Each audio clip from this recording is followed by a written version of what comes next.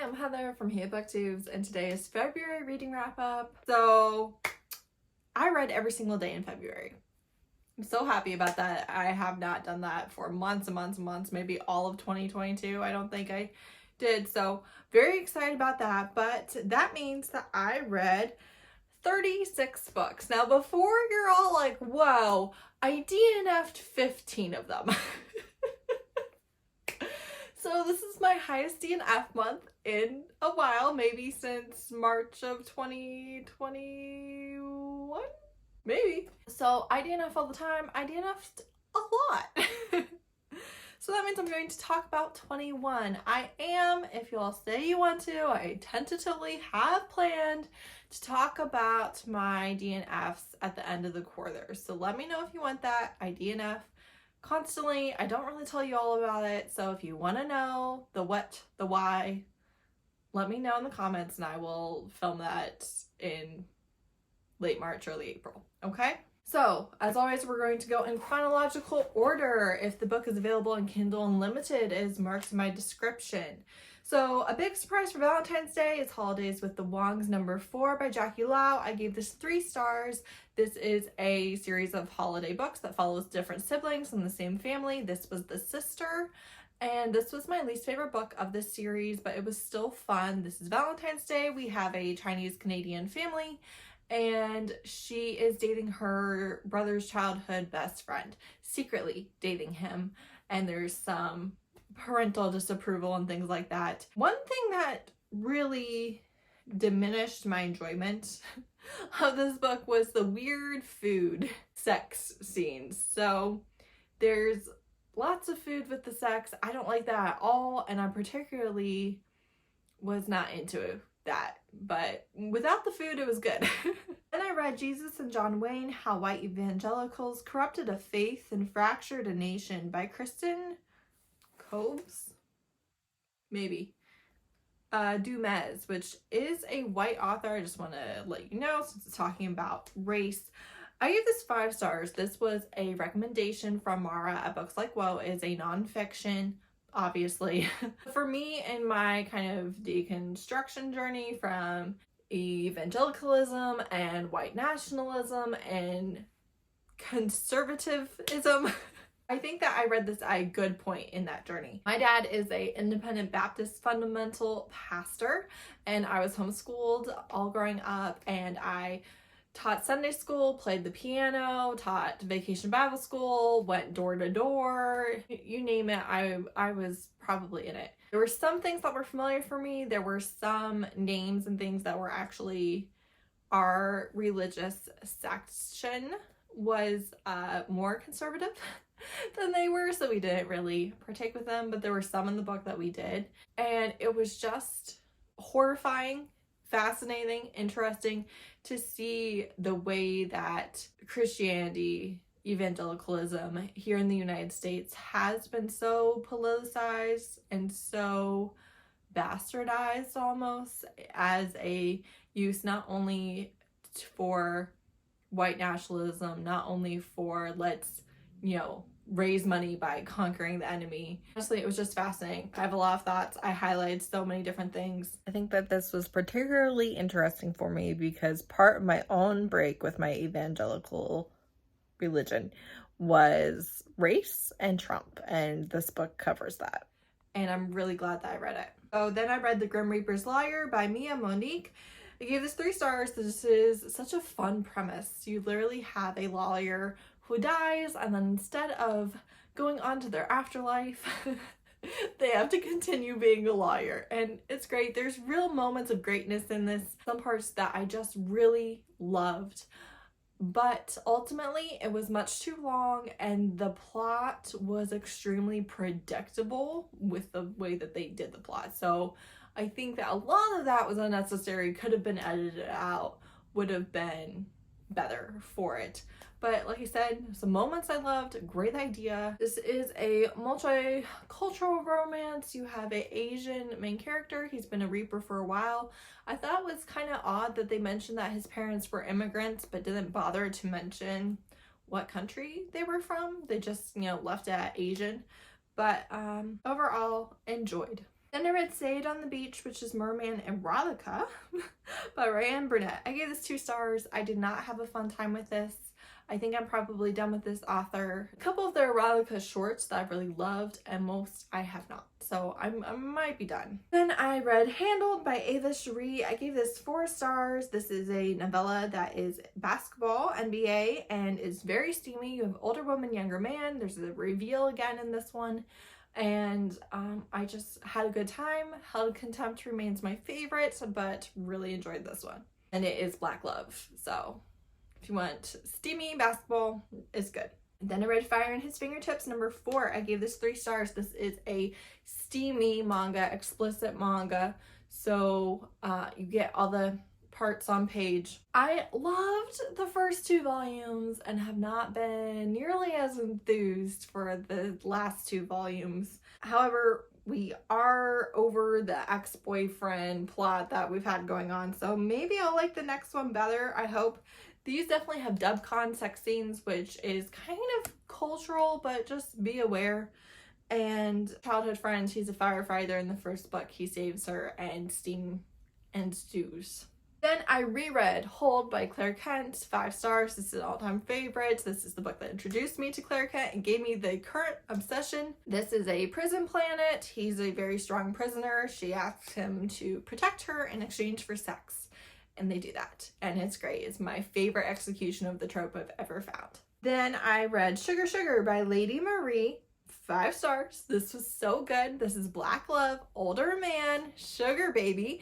They have had this business contract for a couple of years. She is his date. He's very respectful of her, not only of her personhood, but also of her time and things like that.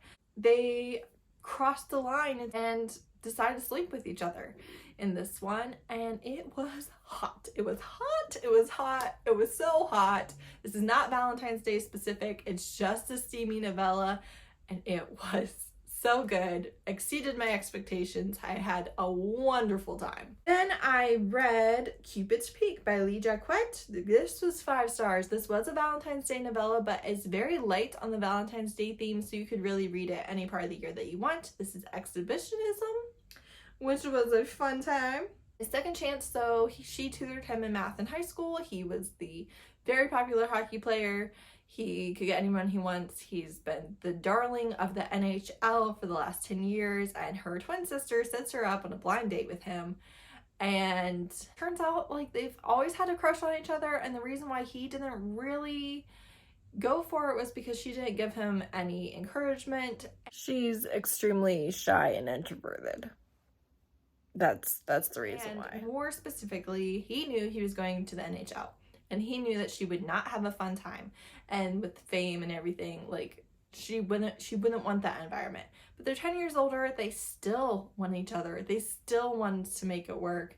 And so now maybe it is worth the risk. And I thought that as someone who literally could not be talked into having a famous boyfriend, like, kill me now, I thought that those conflicts were really relatable and realistic. Like, I would consider that a huge negative. So when you're still in high school, maybe not the best time to make that choice, but again, 10 years later, makes sense. That didn't work then, and now it does. Then I read Where There's Smoke, which is Criminal Intentions number 6 by McCade. I gave this 4 stars. This one was very difficult.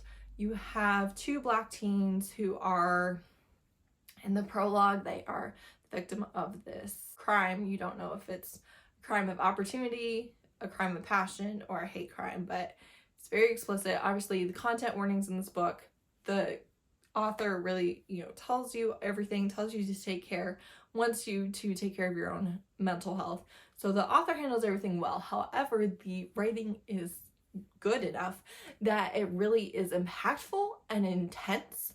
And I know I was having a very hard time reading about it. So I kept taking breaks with this book.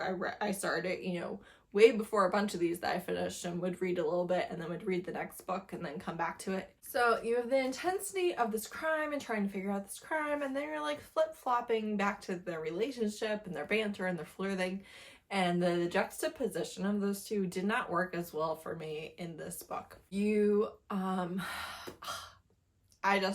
I don't know, I really felt for this case. You have this mom and she is not being treated with care and is doing her best. She's looking for her daughter because no one else will, and I'm just like, ah! It was rough. It was really rough. And then you have the daughter is actually mixed race, so her dad is white and he is a racist, and you have the N-word with the hard R used by him, and just his complete lack of care of his own child because of the color of their skin. Just awful. It was just awful. If you ever need the reminder that mixed race children do not fix racism in the family, yeah. So yeah, this one was intense and I had a difficult time reading it. This is a slow burn romance series of two Baltimore police detectives. Is not pro cop. It's not at all. You have a case in each book. It's ran like the episodes of Crime Show. But yeah, this one was just very heavy. Then I read Velvet, which is The Princess and the Spy #1 by Lizette Marshall. I gave this 3 stars. So this is between the Spy Master and the Princess. And I could rant about this plot for hours, but I'm not going to. If you have ever read the Queen's Thief series by Megan Whalen Turner, the Spy Master of Atolia would never. The Spy Master of Atolia is not a love interest, but they are so good at their job. And then we have this Spy Master, very similar storyline. You know, he was not only a commoner, but also a foreigner, rose up through the ranks through his own, wit and will and grit, and is so good at his job that is trusted by the king. And then in this book, he's so bad at his job. I was just like, you idiot, what are you doing? There were just so many things that it was like, this doesn't make any sense. I understand like sex work and courtesans and interpersonal relationships and stress and all that, but like, please, A plus B, that's a loose end over there. You need to take care of it. Like, so I kind of liked the relationship, but I really just was at the plot. I was just like, my intelligence was insulted, okay? I was like, please, what are we doing? Content warning for child rape and slavery, basically, and the rapist is a political opponent on page. The Spy Master is the one who is the survivor of that. So content warning for that. But I actually then tried to read the next book, DNF'd it 20% in, actually read the final chapter. I knew everything that happened in that book without having read it. I knew it. I knew all of it. 20% in, I was like, this, and this. Yep. And then I DNF'd the third book at 9% in. It was like, all right, I know everything that happens in this book. Then I read Ruthless Villains, which is Ruthless Villains #1 by Marianne Blackwood. I gave this 4 stars. This is very gimmicky. Okay, the entire idea is villains are they're both villains. They're, fighting against the heroes. The heroes were very underdeveloped. That it's a gimmick, okay? However, it's a gimmick that really works for me. I love villains, okay? And the steamy scenes were really steamy. Now, there is some very repetitive phrasing, particularly dark desire, wicked smile. I kind of wanted to pull my hair out, but if you can overlook that, it was a fun time. I liked what it was doing. Then I read Split Decision, which is New Heights #2 by Christina C. Jones. 5 stars. This is a new favorite, Christina C. Jones, for me. My favorite of all of their 2022 releases. And this is a novella, and it is her dead brother's best friend. Okay, so that's kind of the reason why they aren't dating, because, her brother. He just got out of prison for beating her abuser, and he just doesn't want to go there. with the little sister of his childhood best friend. He doesn't want to dishonor his best friend, right?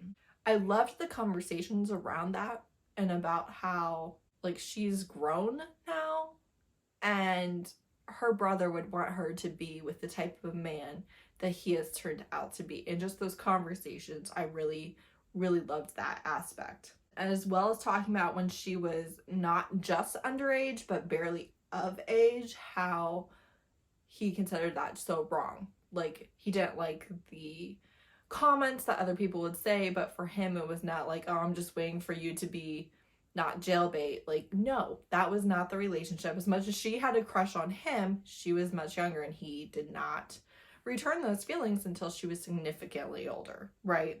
Not just 18, not just 19, but an actual adult. And I appreciate that. So there is a age gap between them. She's 26 and he's 34. It's new favorite. It's perfection. You've got, you know, them in their like boxing ring. That was a bad explanation. Like an MMA style gym. And I just loved them. Loved them. Perfection. I was so happy reading this. Then I read Bash, which is Wolf Warriors MC #1 by Casey Mills. This was recommended to me by Whitney on Twitter, and she was talking about the new release in the series, and I'm so glad she did because I might be a little obsessed. And this author has a humongous backlist, so I don't really know where to go from here once I finish the second book in the series. But if you've read them, let me know where I should go next.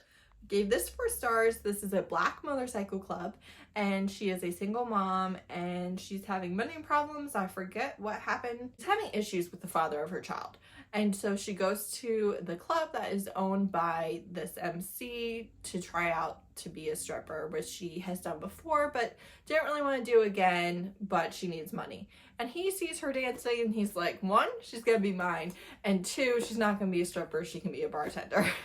And he's jealous and possessive. Sweet, alpha, goes after what he wants, treats her well. Loved it. I will say that there are some things about abortion in this book. The father of her child basically forced her to carry the baby, would not allow her to have an abortion. And then the love interest, his ex, she basically tells him that she had an abortion. I'll be back. So his ex basically tells him that she had an abortion to hurt him. And I didn't really love all of that. So, but I did love everything else. Then I read Smoke and Steel, which is Wild West MC #2 by Kristin Ashley. I gave this 4 stars. Again, not my favorite. This is an age gap. The main character is 23, which is significantly younger than most of Kristin Ashley's main characters. I don't know how I feel about this whole redemption arc. I don't know that I even really care all that much. I did not finish the Chaos series that this is kind of a spinoff of, although I did read about like some of the things that happened. But basically they beat a woman back in the day, right? And now they're trying to do better. Also, there was a completely unnecessary Harry Potter reference in 2022. What are we doing? So I liked it. Listen, I read the book in a day. It's, you know, several hundred pages and I went through it, but it's not my favorite. Then I read, what did I read? Oh, Clean Sweep, which is Innkeeper Chronicles #2 by Ilona Andrews. This is a reread for me, 5 stars. I'm reading it for the Innkeeper Chronicles read along, Ilona Andrews read along. So we have live shows every month on Novelty Corner.